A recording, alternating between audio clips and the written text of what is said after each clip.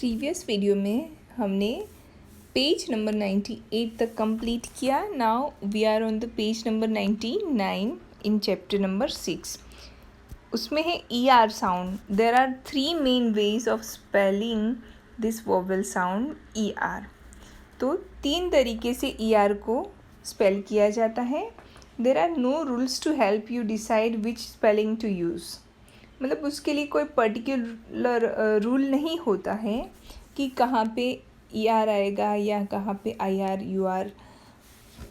तो अब देखते हैं. When we use the vowel sound ER at the end of the words mother, bother, tiger, bigger, you can clearly hear the ER sound. तो जो ऐसे word है mother bother, तो उसमें हम लोग लास्ट में ER साउंड जो है उसको क्लियरली सुन सकते हैं. But you can see below that words that use IR and UR also sound the same as the vowel sound ER. पर कुछ कुछ वर्ड्स ऐसे हैं जिसमें स्पेलिंग तो IR या UR यूज़ होता है पर उसका प्रोनाउंसिएशन जो है वो ER होता है. पहली लाइन में ER वाले दिए हैं, दूसरी में IR वाले और तीसरी में UR वाले. तो पर IR वाले का भी प्रोनाउंसिएशन ER जैसा होता है, जैसे कि fur, stir, curl, bird, hurl, birth, burn, third, turn, dirt, hurt, shirt, nurse. तो इसमें UR हो तो भी उसका ER साउंड ही होता है. ठीक है, तो ये सारे स्पेलिंग्स एक बार रीड कर लेने हैं, फिर आगे चलते हैं. Try seeing this words and you will realise that the ER sound is the same. तो यहाँ पे जो हमने ऊपर देखे ना वही एग्जाम्पल्स हैं. Complete the sentences using words given in the tabular column. 1 has been done for you. तो अब जो ऊपर वाले ER साउंड वाले जो वर्ड्स हैं ना, उसी को हमको ये सारी ब्लैंक्स में यूज़ करने हैं. The birth of Jesus Christ is celebrated on Christmas day. Please take a left turn and walk down the lane. You will see the post office on the right side next to the cafe. Dirt and dust cause disease. The dog was hurt. We took him to a veterinary doctor. The new shirt was really loose. I am going back to the shop to exchange it.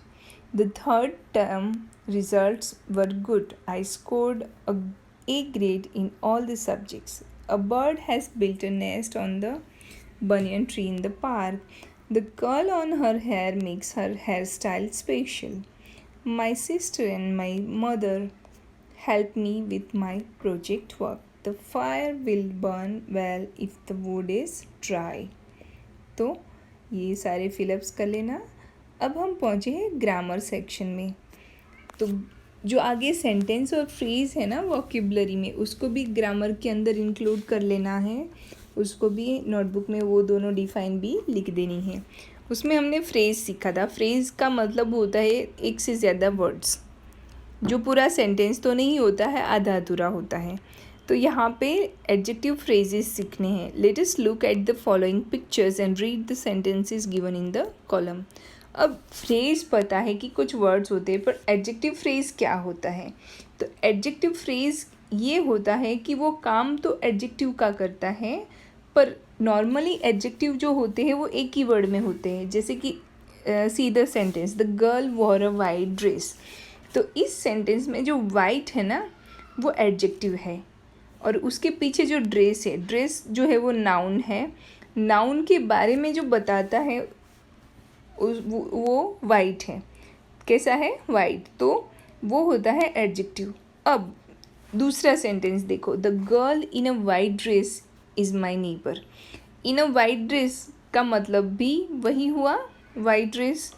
तो यहाँ पे पर पूरा phrase आ गया, मतलब एक से ज़्यादा वर्ड आ गए, तो वो बन जाता है फ्रेज़, एडजेक्टिव फ्रेज़. यहाँ पे एक वर्ड होता है तो एडजेक्टिव होता है. एक से ज़्यादा वर्ड्स होते हैं जो ड्रेस के बारे में बता रहे हैं, तो वो हो जाता है adjective phrase. The building is tall. The blue and yellow painted tall building is my school. तो यहाँ पे बिल्डिंग के लिए एक ही वर्ड यूज़ किया है, बिल्डिंग इज़ टॉल. और यहाँ पे बिल्डिंग के लिए कहा गया है the blue yellow painted tall. ये ज़्यादा वर्ड्स हो गए, है तो एडजेक्टिव ही पर ज़्यादा डिस्क्रिप्शन में है, मतलब ज़्यादा डिटेल्स में है, तो वो बन जाता है adjective phrase. That big book is a dictionary, that big brown covered book. तो इसमें ज़्यादा डिस्क्रिप्शन हो गया तो वो एडजेक्टिव न रह के एडजेक्टिव फ्रेज बन जाता है। The words in bold, white, tall and big in the left column describe the nouns dress, building and dictionary respectively. तो जो लेफ्ट साइड का कॉलम है उसमें ड्रेस, बिल्डिंग और डिक्शनरी के बारे में जो वर्ड्स बताते हैं, जो बोल्ड में है वो। Describing words are called adjective. जो नाउन को डिस्क्राइब करते हैं वो होते हैं एडजेक्टिव्स। तो ये जो लेफ्ट साइड वाले वाइट, टॉल और बिग जो हाईलाइटेड वर्ड्स है बोल्ड में वो है एडजेक्टिव्स। अब the phrases in the bold in a white dress, blue and yellow painted tall and big brown covered describes the girl, building and book respectively. They act as adjectives. तो वो भी adjective का ही काम कर रहे हैं। They are called adjective phrase. जैसा कि मैंने बताया कि एक से ज़्यादा वर्ड हो जाते हैं तो वो फ्रेज बन जाता है। If a noun or pronoun is described in a more than one word or in a phrase, such phrases are called adjective phrase. तो noun या pronoun को describe करने वाला word more than one होता है तो वो होता है phrase, और ऐसे phrase को adjective phrase कहते हैं। An adjective phrase describes a noun or a pronoun. तो यहाँ पे इफ़ अ नाउन और प्रोनाउन से एडजेक्टिव फ्रेज की डिफाइन बनती है और वो आप नोटबुक में लिख लेना। एग्जाम्पल और भी दिया है, the gown beautifully stitched by hand is worth the cost.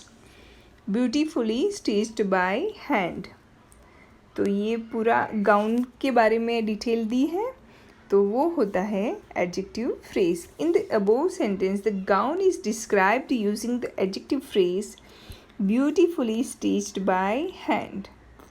अब फिलअप्स है, फिलअप्स में भी हमको fill in the blanks with adjective phrase that describe the nouns और pronouns. I saw a beautiful dressed lady. कैसी? Beautifully dressed.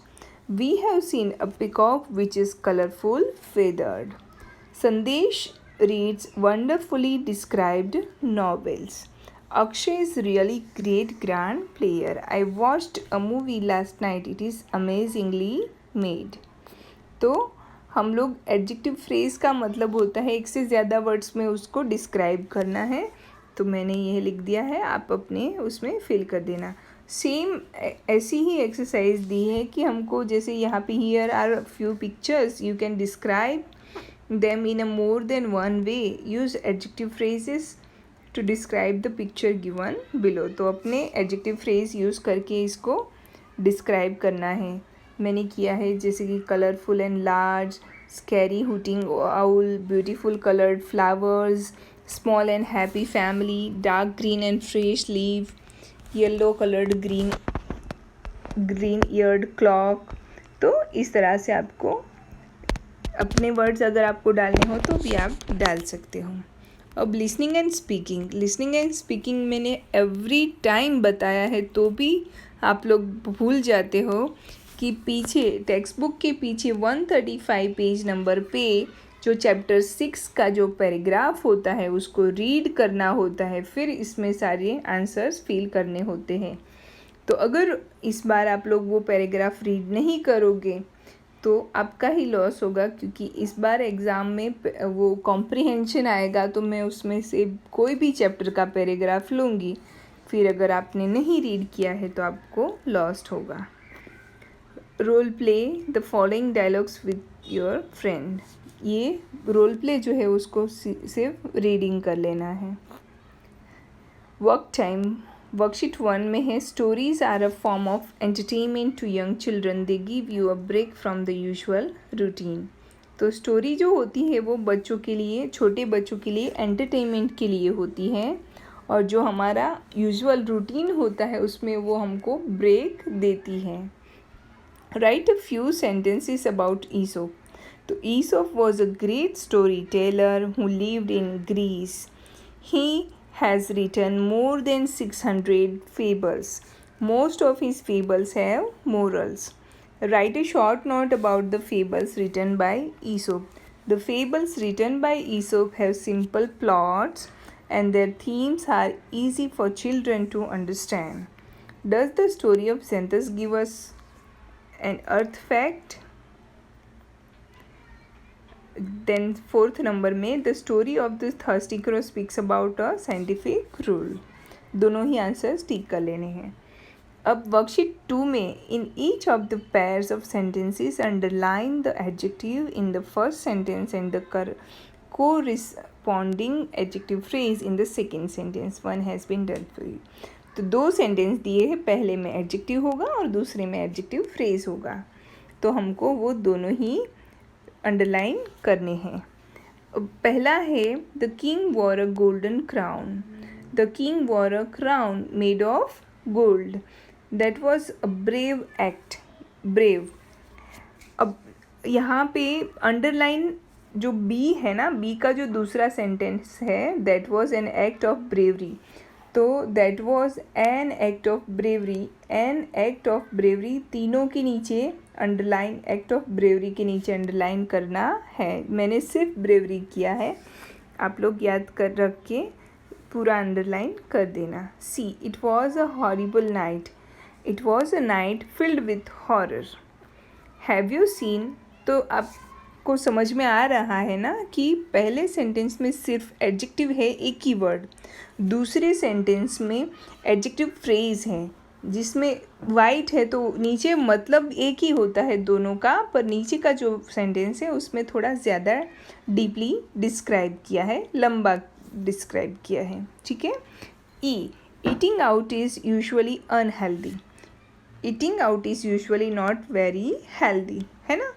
तो unhealthy या फिर नॉट वेरी हेल्दी दोनों सेम हो गया, पर वो एक वर्ड में है और यहाँ पे 3 वर्ड्स हैं. तो ये चीज़ आपको याद रखनी है. Second number, fill in the blanks with the adjectives phrases given in the box. तो जो बॉक्स में दिए हैं वो फ्रेजेस को आपको सेंटेंस में यूज़ करने हैं. Please wash the plates in the sink. The boy in the red shirt. या फिर यहाँ पे 2 फ्रेज है जो इसको हम सुटेबल मान सकते हैं. तो इन द रेड शर्ट भी उसमें चल सकता है और अक्रॉस द स्ट्रीट भी चल सकता है. जी और बी दोनों में, यहाँ बी में द बॉय है और जी में द ओल्ड मैन है. तो दोनों के लिए ये दोनों में से कोई भी फ्रेज लिखेंगे तो राइट रहेगा. सी में है are the books on the shelf yours. The cycle parked across the street. I want the teddy bear behind the sofa. The ball under the chair belongs to Sam. My grandfather is a man of great wisdom. तो ये पूरा अच्छे से read करना और समझ लेना और फिर आंसर्स लिखना. वर्कशीट 3 जो है उसमें कॉम्प्रिहेंशन पैराग्राफ दिया है. ये पूरा ही पैसेज आपको पहले ध्यान से रीड करना है, फिर उसके आंसर्स लिखने हैं. और कॉम्प्रिहेंशन है, वैसे तो ये आपको ही करना चाहिए, पर फिर भी मैंने आंसर सॉल्यूशंस आपको दिया है तो आप लिख लेना. फिर एक्सपेरिमेंटल लर्निंग है, उसमें है name some important qualities values that a good person has. तो गुड पर्सन में क्या क्वालिटीज़ और वैल्यूज़ होती है? Honesty, patience, loyal, trustworthy, helpful. Name some important qualities that make a students life meaningful. तो स्टूडेंट की लाइफ में क्या क्वालिटीज़ होनी चाहिए? Punctuality, responsibility, patience, discipline, confidence. Name some important qualities that make you a good child at home. तो घर पे अच्छा बच्चा बनने के लिए क्या होना चाहिए? Obedience, honest, good manner, respect for everyone, attentive. ये सारी चीज़ें होनी चाहिए. तो बस ये 110 पे हमारा चैप्टर फिनिश होता है और यहाँ तक का कंप्लीट करके दूसरे दिन तक कंप्लीट करके फिर होमवर्क एप्लीकेशन में अपलोड कर देना. ठीक है. ओके.